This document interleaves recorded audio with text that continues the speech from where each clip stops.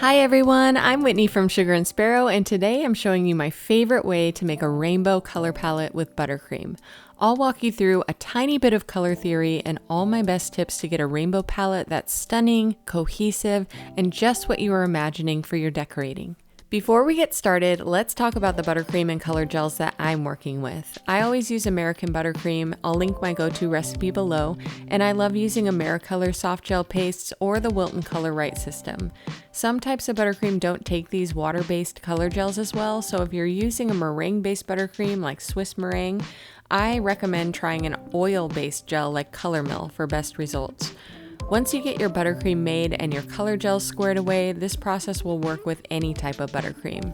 I'm starting with 2 batches of my vanilla buttercream recipe, and I reserved a few cups of uncolored buttercream just in case I need to tone any colors down. Then I divided the rest of the buttercream amongst 3 bowls. In these bowls, we're going to start by mixing up our primary colors. Primary colors are red, or in this case pink, blue, and yellow. Add the food color gels into the bowls and be sure to start with a small amount, like 1 to 2 drops. It's always easier to add more gel and darken the colors than to try and lighten them. The colors I'm using here are all Americolor, deep pink, sky blue, and egg yellow. Once you're happy with your primary colors, you'll mix them together to make secondary colors. This is super basic color theory, but it's important to know that mixing 2 of any primary color will make a secondary color. Mix the primary colors together into 3 new bowls, starting with about a 1/4 cup of each primary color. You'll end up with orange, green, and purple secondary colors in addition to your pink, yellow, and blue primary colors. Sometimes you may want to adjust the color temperature when you're mixing your secondary colors. For example, if your green is looking a little bit too warm because it has too much yellow in it, you can cool the color down by adding a little more blue. About a tablespoon at a time until you love what you see. Here's a little cheat sheet that you can screenshot for altering your secondary colors to be warmer or cooler, aka tertiary colors.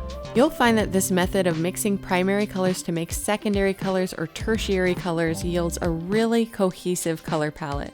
These colors can end up looking more uniform than if you were to mix all of the colors separately using individual color gels. Once you've got all your rainbow colors mixed up, you're ready to start decorating. If you're looking for more helpful videos on working with buttercream, I definitely recommend watching my other videos for creating perfect buttercream consistency and my guide to coloring buttercream, both of which I'll link below.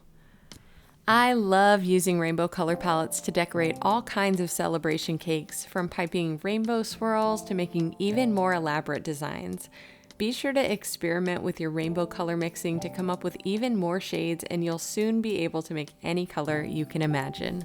If you want to learn more about cake baking and decorating, be sure to follow along with this Cake Basics series and all the fun cake decorating videos I release on my YouTube page.